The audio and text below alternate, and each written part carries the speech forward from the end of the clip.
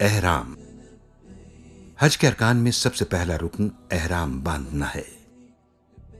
احرام پوری امت کے لیے مساوات کا اعلیٰ ترین نمونہ پیش کرتا ہے، اور امیر، غریب، بادشاہ، فقیر سب ایک ہی لباس میں آ جاتے ہیں۔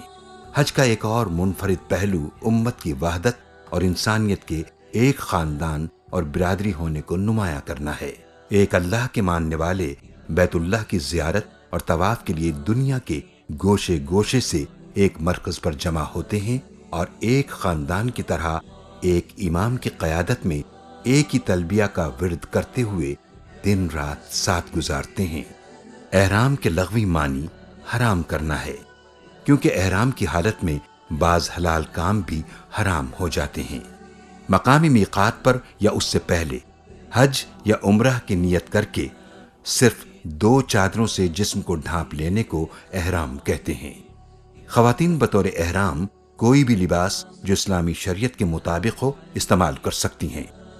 مردوں کے لیے احرام میں 2 سفید چادریں شامل ہیں، جن کو مخصوص انداز میں دوران حج یا عمرہ بطور لباس استعمال کرتے ہیں۔ ایک چادر بطور تہبند اور دوسری کو کندھے پر اوڑھ لیا جاتا ہے، اور ایسی چپلیں جس میں پاؤں کے اوپر کی ہڈی نمایاں ہو استعمال کی جاتی ہے۔ احرام پہننے سے پہلے ناخن تراش لیے جائیں، اور غیر ضروری بال صاف کرنے کے بعد غسل یا صرف وضو کر کے احرام پہن لیا جائے۔ فرض نماز کے بعد احرام پہننا مسنون ہے، لیکن اگر فرض نماز کا وقت نہ ہو تو 2 رکعت نفل پڑھ لیے جائیں اور احرام کی نیت کر لی جائے۔ اے اللہ، میں نے آپ کی رضا کے لیے حج کی نیت کی، آپ اسے میرے لیے آسان فرما دیجئے، میری طرف سے قبول اور منظور کر لیجئے۔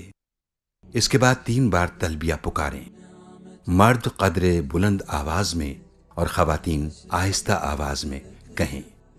لبیک اللہم لبیک، لبیک لا شریک لک لبیک، ان الحمد والنعمت لک والملک لا شریک لک۔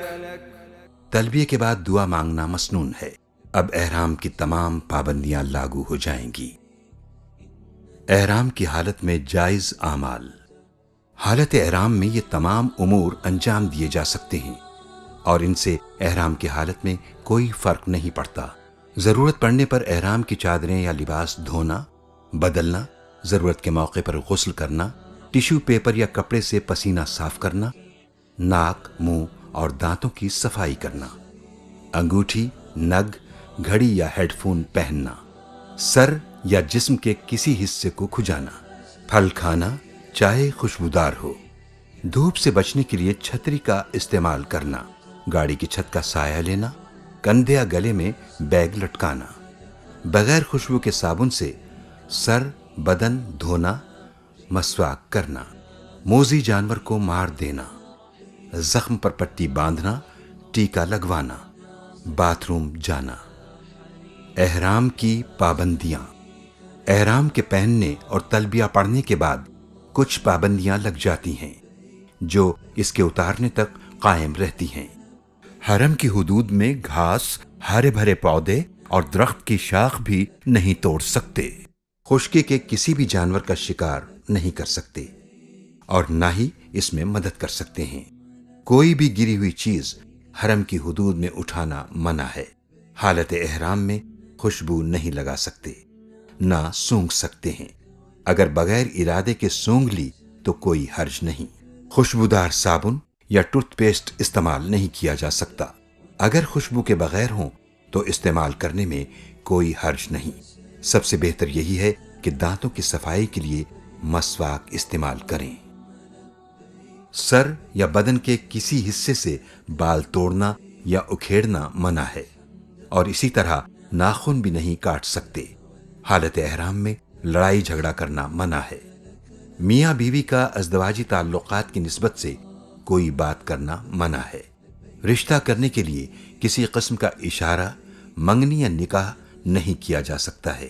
مردوں کے لیے سلا ہوا کپڑا پہننا یا ایسی چپل پہننا جس سے پاؤں کی ابری ہوئی ہڈی چھپ جائے منع ہے۔ اسی طرح سر پر ٹوپی پہننا یا کپڑے سے سر یا چہرہ ڈھانپنا یا وگ وغیرہ پہننے کی ممانعت ہے۔ عورتوں کے لیے سر چھپانا ضروری ہے، صرف چہرہ نہ ڈھانکیں، یعنی اس پر کپڑا نہ لگائیں۔